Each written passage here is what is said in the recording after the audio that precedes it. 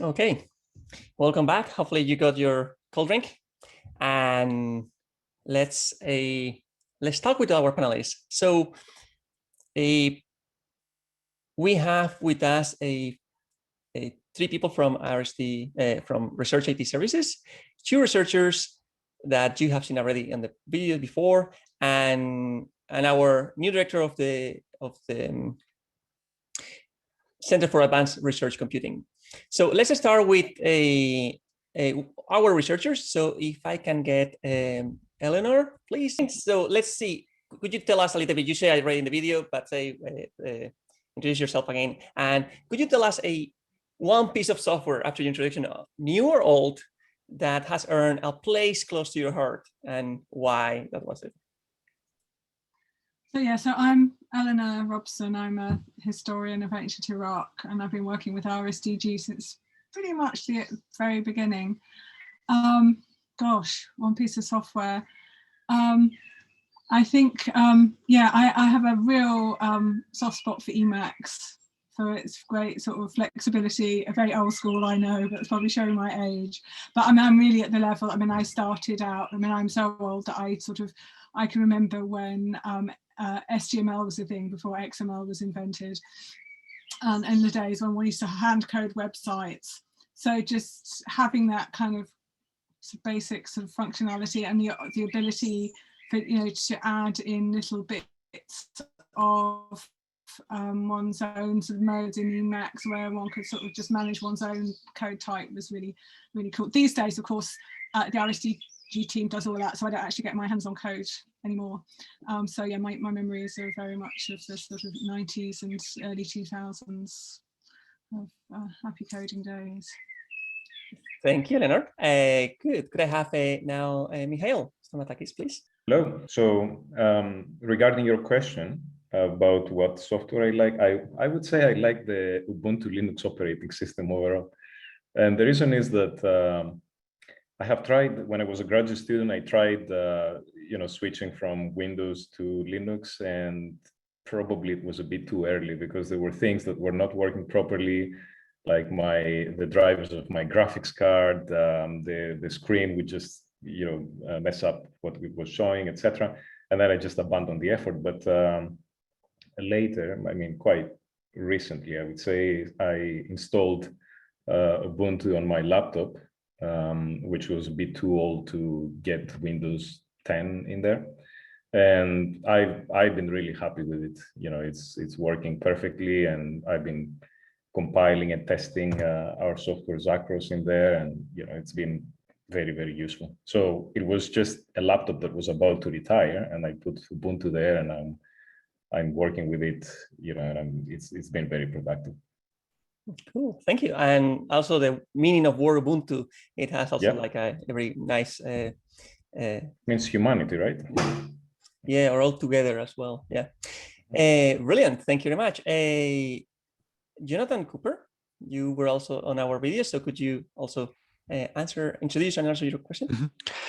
Hello, yes, I lead the Research Software Development Group with David and others involved in it. My favorite piece of software, that's a really tricky one, and I think it's shifted a bit as I've turned into a manager. So probably the one I use most nowadays are not really ones I'd be particularly proud of, but turned out to be quite annoyingly useful, like Excel, working with the university's finance team.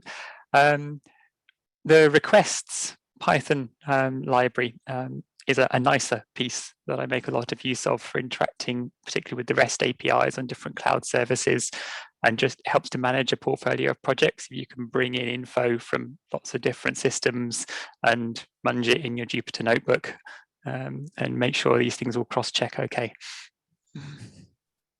Cool, thank you. Now we have the people who were not in the videos, and we have James Wilson. Sorry, I was trying to unmute myself. So I'm James Wilson. I'm head of Research Data Services, part of RITS, and soon to be part of the of ARC. Yeah, I don't do much in the way of sort of programming or software development these days, but I think I will actually go for a ZX Spectrum Basic as my recommendation, simply because I probably wouldn't be here in this career doing what I do today if it weren't for the fact that I won a bit of money on some premium bonds when I think I was 9 or 10 years old, and bought a ZX Spectrum 48K with the lovely rubber keys. And it was very simple to learn to program on it. And back in those days, you could produce code, which however crappy it was kind of not that far off commercial quality, because everything was a bit rubbish. And programming and development's got a lot harder since then, as computers have become more capable. So I'm going to stick with the basics and go with ZX Spectrum Basic. Thank you very much. Owain, you're next. Hi all. Sorry, I don't have a camera because of Oracle. If you want to find out why, you can ask me later and I'll rant at you. So I'm the head of research computing. I look after all our HPC services here at UCL that are not run, at least all the ones that are essentially provided.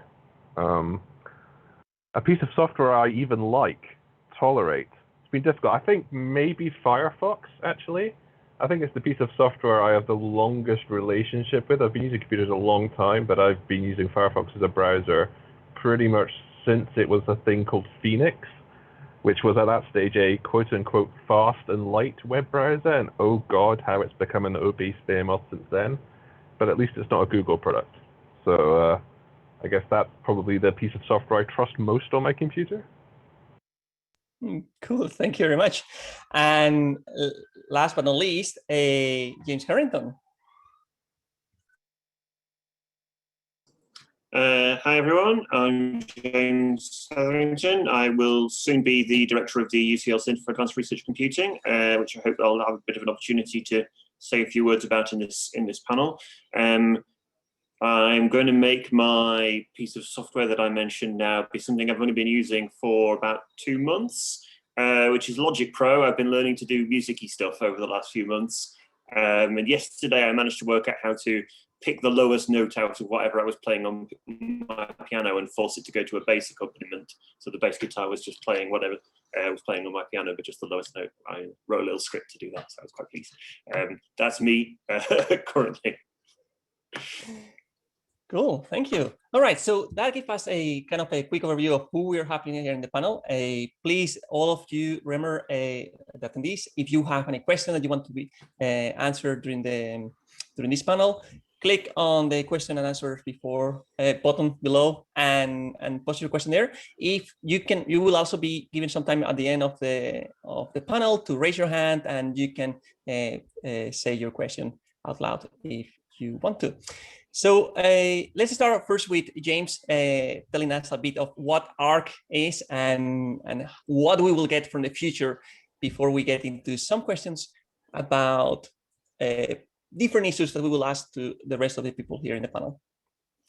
Thanks very much, David. So, you know, over the course of the workshop today, we've heard lots of interesting discussions around the role of the people who make research software within academia and how we interact together, and some really interesting questions about what the right models for this are to enable data and software and compute empowered research to flourish at UCL.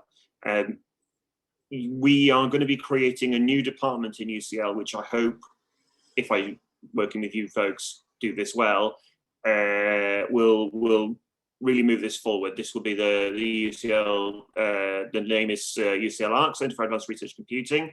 And the idea behind ARC is that it is both an academic entity and a platforms and services structure. And one of the things that has been challenging for all of us as we work through this over the last over the last decade or so, has been we're building these research teams that are very multi-professional,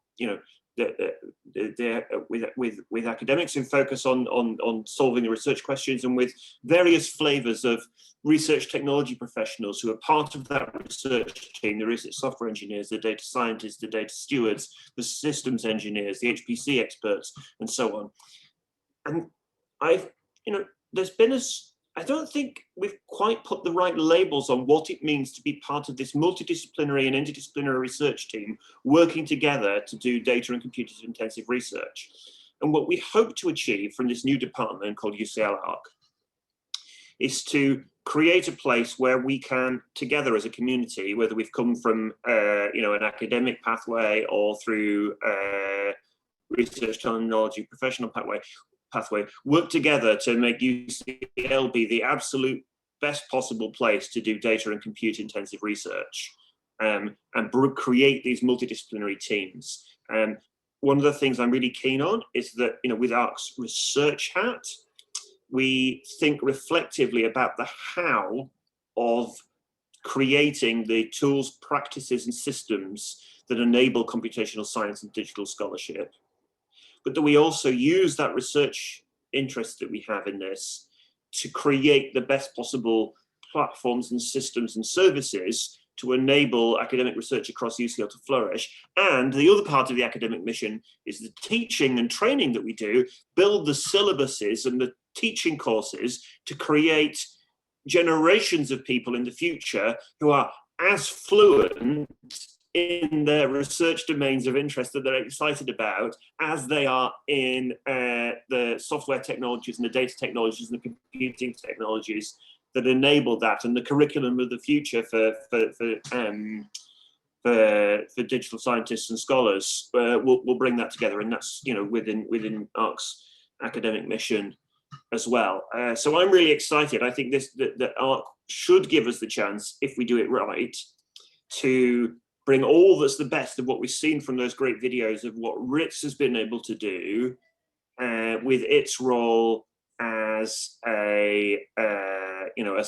as an organization supporting research across UCL, together with that drive and ambition to be reflective and a research entity and a teaching entity in ARC as well, and to create the space for UCL to be the most attractive place for those of us that live on this lovely liminal zone between being researchers and being technologists, to have the best possible home in UCL. That's the idea anyway. I may not succeed, but I hope we will. And I hope that too. Thank you, James. So related with that question, let's go now to ask something similar to Owain, which is about how, so we got the Excalibur project highlighted before, and it's about all these machines and all the things. And now we got this ARC. How do you see the landscape for those people who are not code savvy? Like, will they be able to benefit from those machines? Will they be able to benefit from those progresses in HPC, for example? Well, I hope so, because I will hope the RSE team will make that happen, is my glib answer. In a more complicated way, I think one of the nice things about ARC, for me, at least from my perspective, is it really changes a bit the focus of what we're doing. And it's not that what we're doing before was wrong. What we're doing before was providing just a compute service with systems where users show up with their code and can run it, and it runs pretty reliably. I'll put quotes around there because we all know there are always problems, but to a stage where we're doing some active development on pushing forward the technologies that are available to UCL researchers, so that instead of us following and lagging behind everyone else, we can really start rolling out things when they're at the forefront of technology, and working with RSE teams at UCL and around the rest of the UK to make sure those hardware improvements are supported by the software that ordinary users use. So, for example, we have a fledgling amount of funding every year for R&D that buys hardware, and we're buying some novel accelerators and funding projects on porting codes to those throughout the year. And I think that might not have an immediate benefit for all users, but a year or two down the pipeline, that will mean the codes that are used at UCL are optimized for these new architectures. Okay, so all the pressure on us, in a way. Yeah, I think, well, and us, because we have to work out to provision these things, right? Some of the novel systems are not as simple to provide as before. And even trivial things like, we are just doing a massive hardware upgrade in Myriad, and there's a new type of GPU from NVIDIA called the A100. And that can be provisioned in various different ways where you partition it up, and we have to think about how we provide that to users, right? Rather than just plugging it in and going. And as accelerators get more novel, that's going to become more interesting. Thanks. James, you have something to add? Yeah, so there's an interesting challenge here, right? The community of people who are here are often people who like getting into the messy nitty-gritty of these new platforms and are delighted by the fact that it's hard to use. We can't only work with those kind of flavors of people. One of the things I love the name that my UCL superiors came up with for the new department that we're leading in advanced research computing, but I'm worried that the advanced label might mean that some of the people we want to work with would feel that it's not for them, and that's not right at all, right? We want to do the work to create the gateways and platforms that abstract that complexity, so that if somebody's got a really interesting research challenge, there's the right level of, maybe it's an interesting domain-specific language to phrase your research question in a way that makes intuitive sense to a user. The point of computer science is stacks that create more layers of abstraction and increase usability and high complexity, right? That's what one of the things computer science is tool for. And we can do more of that to build sometimes people call them science gateways. The layers of abstraction that make advanced research computing accessible to people,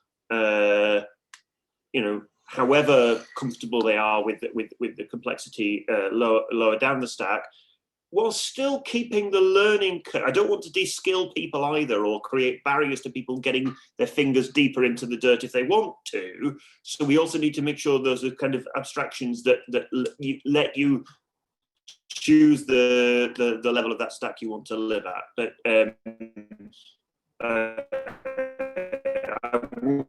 to put a stop to anyone thinking that advanced computing means you have to be machine code in a command line, because that's not what we want.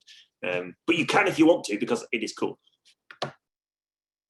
Oh, I 100% agree. And actually, even as early as a year ago, we've been pushing. Although this hasn't borne fruit yet because we're still working on it, when I took over, one of the things I wanted to do was decrease the barriers to accessing compute at UCL, right?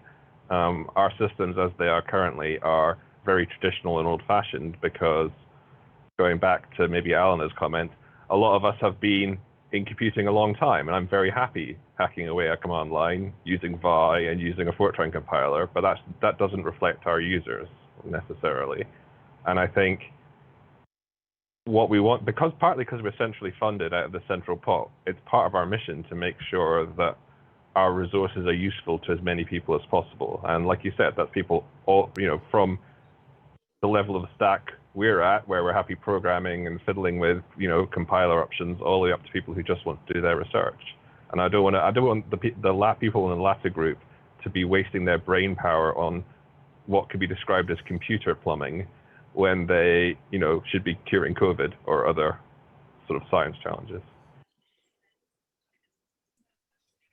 Cool. So now moving from hardware to data, let's go to ask James Wilson about what do we see in the future. So we know that fair data, like that's findable, accessible, interpretable, and reusable, is a must now on almost all the research.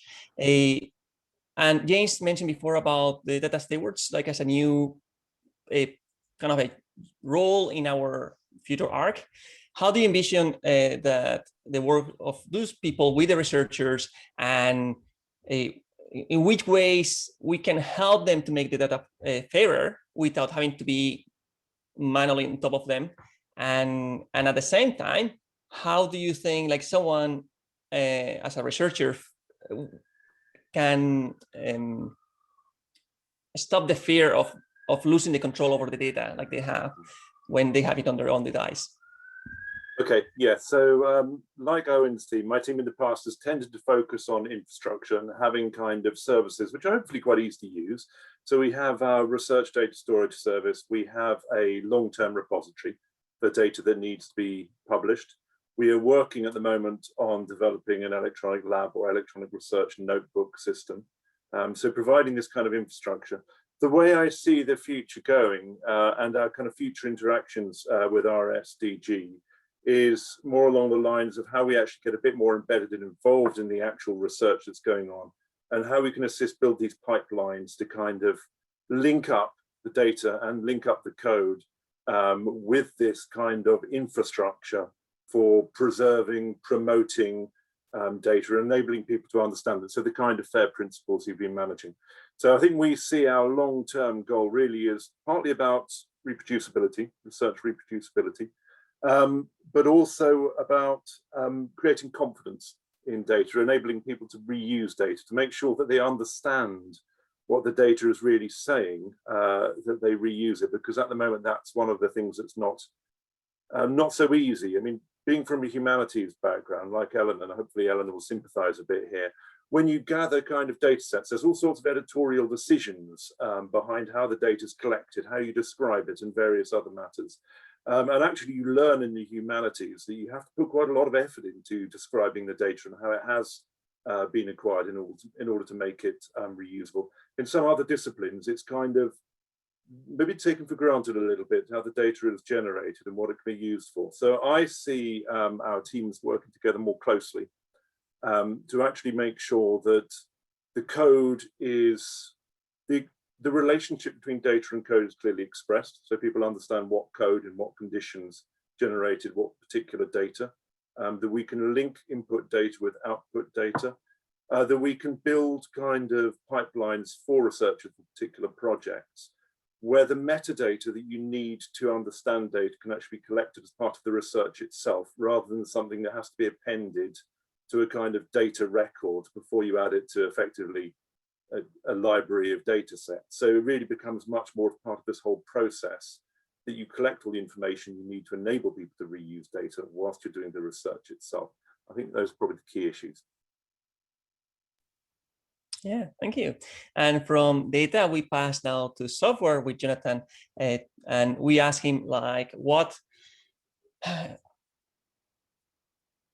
kind of a future we see on ARC as what is going to be different for us in terms of helping the researchers to find grants, and how we can get the software maintenance also to be funded as part of our mission. Mm-hmm. Yeah, the software maintenance aspect is an interesting one.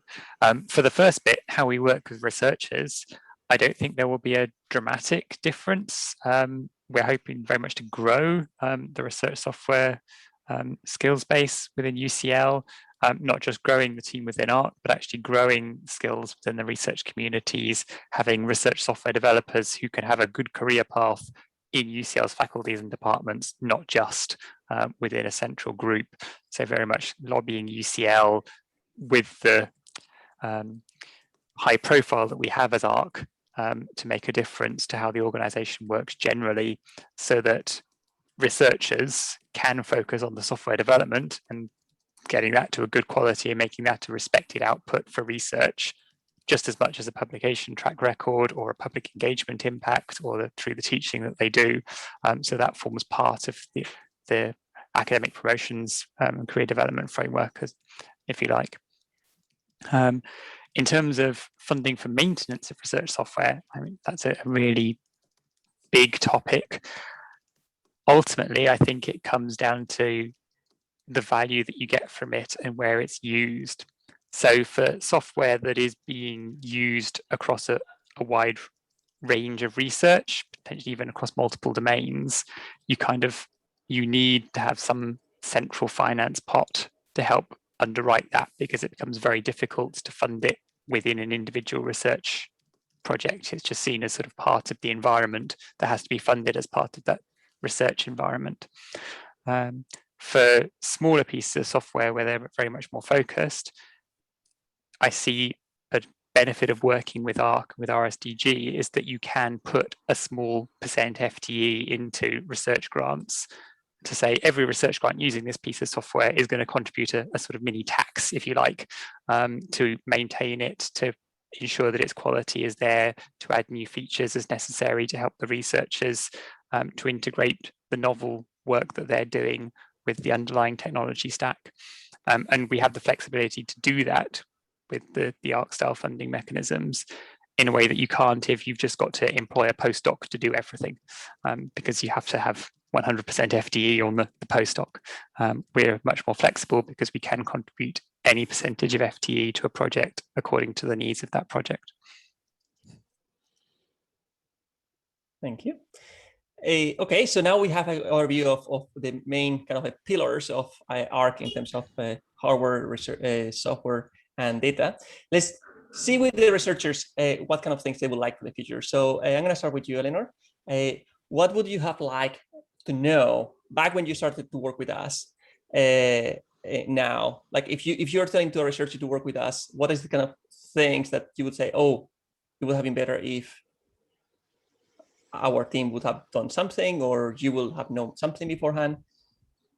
I think I'm going to answer slightly different questions, but I'm going to put my head of department hat on and respond in terms of colleagues in history and the social sciences who are thinking about these sorts of things now. And I was very fortunate in that I came in on the very early days when James was leading, and yeah, I also should say that, yeah, my background is in mathematics, actually, and I'm a very strange head of history department, and my highest formal qualification in history is an O-level. So the conversations I'm having with colleagues now, and I'm very much sort of proselytizing the sort of getting involved with RSDG and ARC in future, is the sense that, yeah, historians and social scientists don't always think in terms of data, they think in terms of evidence. And so just getting them familiarized with that sort of language. And there's a lot of really messy legacy data out there, which is incredibly valuable, but is, you know, just so botched together and in danger of loss. I mean, and that's not a new problem. That's been around for the kind of 25, 30 years that I've been involved in this, that everyone's got a homemade thing. So there's a lot of question of kind of guess professionalization and documenting stuff. And so I think enabling humanities, social sciences researchers to know that this is worth doing. I mean, there's some really basic education that needs to go on, and reassurances. And I was very struck by James's point about the worries about the word advanced. And I think there are a couple of ways to spin that. One way is, don't worry, we're the advanced ones and we'll take care of it for you. You don't have to be advanced to get involved. But then there are also these questions of scalability and public access.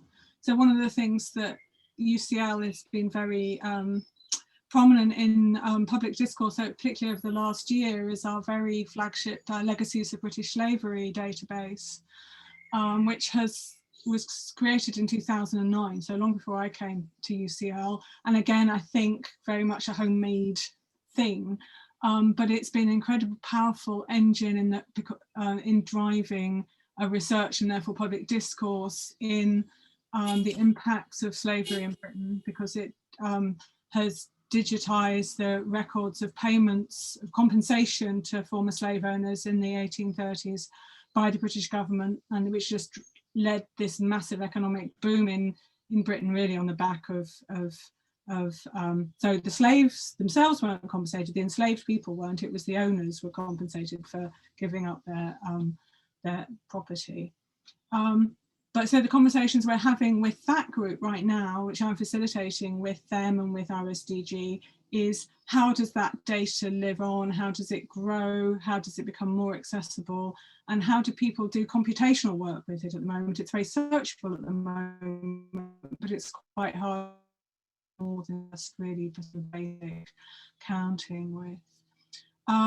So those sort of basic discovery questions, I think, are still really urgent, surprisingly, in the sort of field in which I work.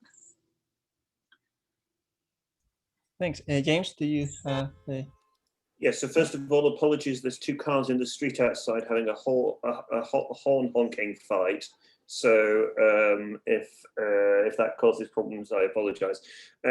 Just reflecting on something Eleanor was talking about there, I think there's we're going to be continuing to need to work through designing what the practices for how you do responsible digital scholarship in a lot of these domains are. You know, working with the complexity of the data set at scale, as well as and I think the fruitful way to do that is through a co-design of those practices, which is in itself a really interesting research area, between the technologists and the different sets of domain workers. And that requires, I think, a sensitive dialogue. One of the things that I've learned I've spent most of the last year working on COVID, so just prior to coming back to the UCL, I spent most of the last year helping to get the good software engineering standards we've been talking about today deployed through the UK's COVID simulation software. So working in the Department of Health, Social Care and the Joint Biosecurity Centre, and building that respectful and reflective dialogue between technology communities and those epidemiology communities, for example, has been one of the most interesting things about that. And I think it's part of what the good professional practice of within research technology is to be fluent in how you do that engagement respective of each other's disciplinary backgrounds. We have more to do on this point, I think, over the next several years, but I think it'd be really important if we. You muted yourself after really, and then put the hand. It's really good. It's really valuable. It's really. Yeah, no, sorry, there's some lag there. I can't remember. I don't know what's going on with the system. Okay, fine. Great. So let's ask something similar to Mihail, where but it's with a slightly different tilt. So Mihail, you wrote your software before coming to us. You had your huge software package. You have an expertise in Fortran. You had an expertise on the domain, but you still wanted to come with us and work with us together. So you have some benefit from it, I suppose. So what would you tell other researchers that might be in a similar situation where they may think that what they're doing is good enough? And how will you tell them that, well, maybe it can be better? Yeah, there is always more to learn, right? So I think in my case, we started working with the RSDG because of a technical problem. I just wanted the code parallelized. This was the first project I mentioned in the video, the OpenMP parallelization. So this was the focus of that project. And then in the process, I learned that there is such a thing called GitHub. There is CMake that can easily do the compilations for you and other things. So yeah, the point is that even if you think that you know enough, just talk to the professionals, let's say. There is potentially something that you don't know about, and that could improve your workflows, make your life easier, make your code more robust, etc. For example, one of the things that we did with the RSDG that has helped tremendously was the testing framework. Back then, I didn't know that there was an automated testing framework. I was just running my code. I was getting the same results as in the previous version, and then I thought it was fine. But then when you start, doing very serious projects that require changing maybe hundreds or thousands of lines of code, how do you know that there is something that you haven't messed up in the previous version? So regression testing has been very important in maintaining code quality in that sense. So yeah, these are just some examples, but like I said, there is potentially something that you don't know about and that can help you. So it's always good to talk to more experienced coders than yourself. Thank you. Now we have a question here from the public, either to James or Jonathan, about how our team, ARC or RSDG, will help groups like Eleanor's or Mihail or other groups out there to look for funding, like more. How do we do the thing? James? So I think one of the things that the community, and we heard this in the funders panel this morning when the EPSRC representative said some very useful things. I think the community isn't yet as aware of how rapidly things are moving on in terms of the ability to request support from the research councils for data and software intensive research that's focused on building those platform and tool technologies. So for a long time, right, it's been, if you want to build research software or curate long-term data sets, you generally have to write an ordinary research proposal and then slightly secretly do the fact that you're doing some software development inside the grant. We heard that discussed in one of the sessions this morning panel. This is changing, right? And you know, with the community that's on this call becoming part of the, you know, EPSRC peer review college in particular, for example, I think, you know, the opportunities are moving forward on that, together with, of course, non-UK government funding in this. The work that the Zuckerberg Institute's been doing in the area has been fantastic. You know, lots of opportunities. One of the roles of ARC, working with the research domain that has organised this workshop, is to make sure that all these opportunities are well shared around UCL, and that we're in the very best possible ways to capitalise on them. And that means being able to tell the strongest possible track record, both about the research and about the research technology. So that you know, it's in our advantage as a university, from a purely competitive landscape, for people to be sending back grants back saying, well, the science looks really good, but there's no version control. Now, we're not quite there yet, and I might have some question marks if it actually got to there, because that's perhaps a little bit dodgy, but you know, we can do really well on this stuff, so that could give us a bit of a competitive advantage. Working together as a UCL community, I mean. Yeah, then would you like to add anything, or maybe the next question is probably better. So so before we hear in the talks, on the videos, we hear about the work that we were doing with CIMIC as a different group, and you mentioned on your slides as well that we have this kind of a spikes approach, and James also has mentioned on the chat later on about the IRC intent that is not to centralize, but to be a strong department. So could you tell us a little bit about that experience that we have had with CIMIC and how that could be expanded to other departments or groups? Sure. We were originally actually thinking of doing the collaboration with CIMIC as jointly appointed posts between CIMIC and Research IT Services, as we were at the time, but decided that the HR gymnastics that would be required to set this up between an academic department and a professional services department were a bit more than we wanted to tackle at the time. So we appointed the staff directly within RITS, but have them working very closely with the academics involved. So in the days when we could sit in an office, Dan and Haroon would be spending half their time sitting in CIMIC physically and half their time with RSDG, and they're fully members of both communities. And visiting researchers around UCL as well who want to get involved and use the services that they're developing. And I think these kind of collaborations are certainly ones we're keen to build on. So we're growing that particular subgroup, looking to recruit a third person to join it over the summer.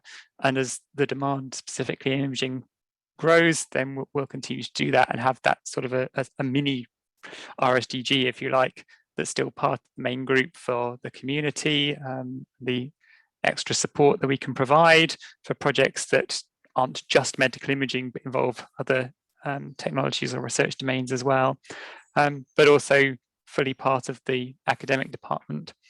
And we've got kind of another experiment, if you like, starting soon, in that Tom Dowrick was successful in getting an RSE fellowship in the latest EPSRC funding call.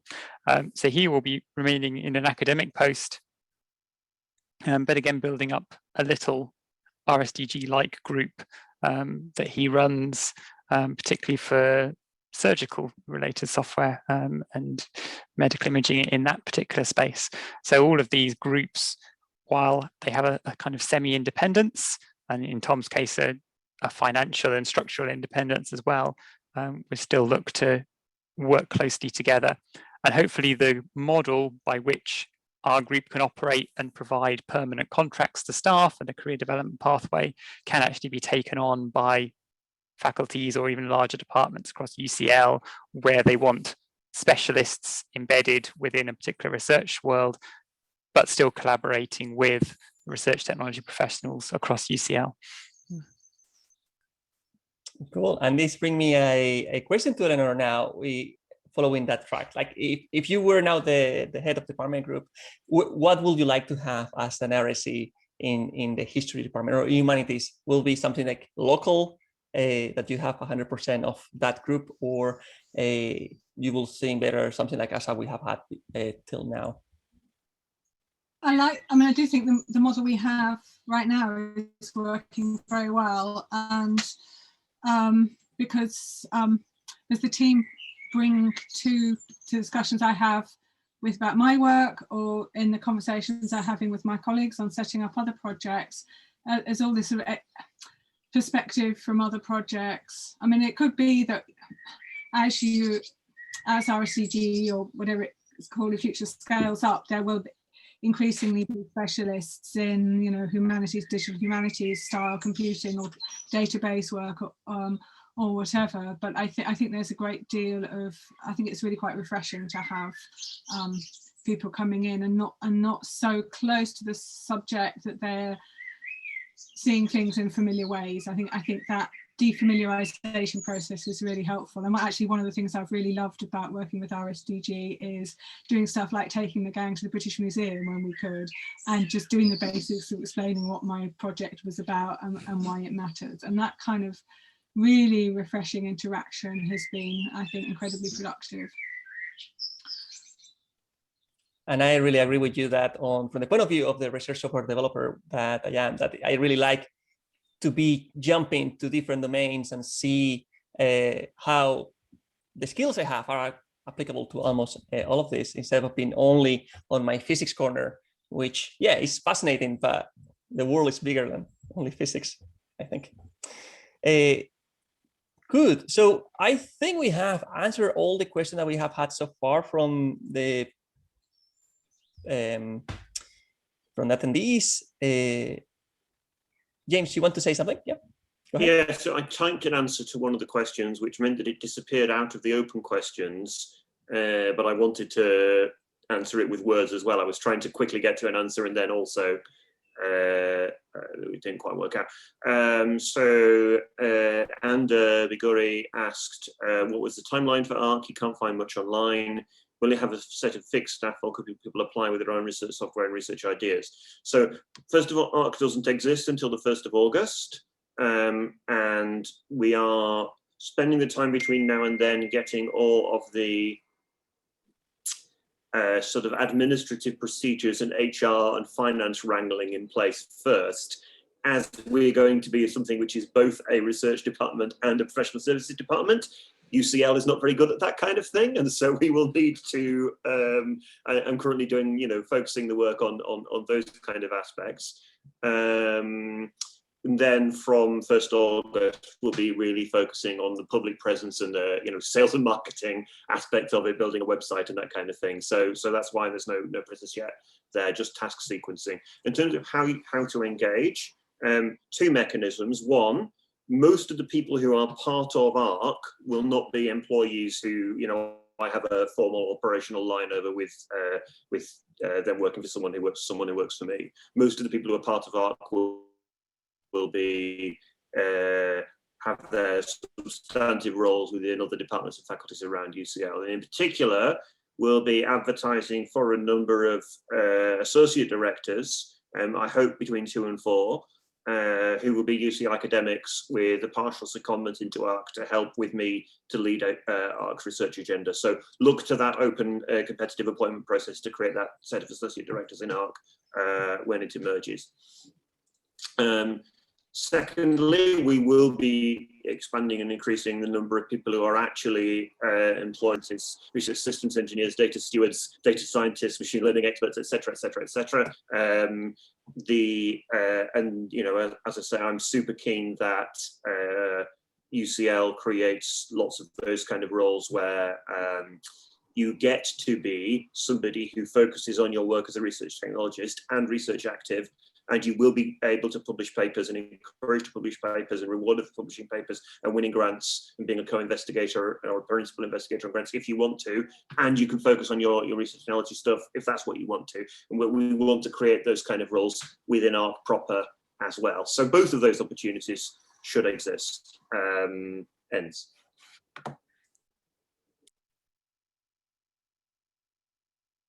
Good. So right, so we have the last 5 minutes. I see there is a question asked on the chat, which I think that Owen has answered. But Owen, if you want to highlight that point, which I think is quite particular, it might be more interesting for also for Sure. other people. So I realized that in my sheer experience of using Zoom, I actually replied to just the panelists and Mian as well. So it was asked, is it possible to get ARC, I guess, in this instance, to purchase hardware and maintain the compute for researchers without sharing with other departments? And the answer is, of course, yes. So currently we have what I would describe as 2 standardized models for buying equipment that goes into one of our clusters. That usually goes into the Myriad cluster because that's easiest to expand. You can either purchase nodes dedicated for a group of users that you define, or you can, as Maps has very generously decided to do with, I think, almost £500,000 worth of spend this year, buy the hardware and then have it for your users and other researchers, and it gets you. Essentially what happens is you get priority time across the entire cluster rather than on your dedicated resources equivalent to what you spend, right?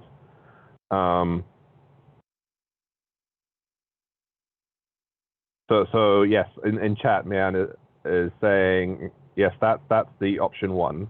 There's an option 2 in there, which is if you go down to the next bullet point, which explains you can order stuff for dedicated use as well. As well as those kind of standard routes, if you are preparing a research grant and you need to buy something bigger than that, we will absolutely help you with that, and we also provide help in general in getting quotes and so forth to help you prepare those grants. Even if you're kind of bidding for, even if it's a small amount of money and you're wanting to buy just a single node, we can certainly help prepare that and have suitable costings and so forth. And just very, very quickly on that point, we will also be pursuing options to add UCL supported cloud integration into the mix to do something more, more sophisticated than individual research groups using their credit cards with Amazon and Microsoft, which I think will be complementary to the. We will always have both. Okay, so anyone has some last words to say before we finish this thing? Nope. Any of the attendees wants to ask something out loud in the last minute? Please raise your hand and we will see it here and we'll give you a voice.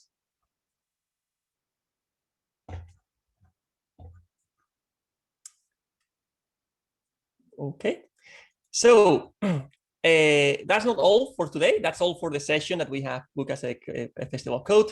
I'm sharing with you all the GatherTown link where you can go there and see some of us join, have a talk, separate in different groups, and some of us will be there for the next hour. You can go there and just have a chat or a coffee or a discussion about why Emacs is the best text editor there, or not, depending on what's your taste.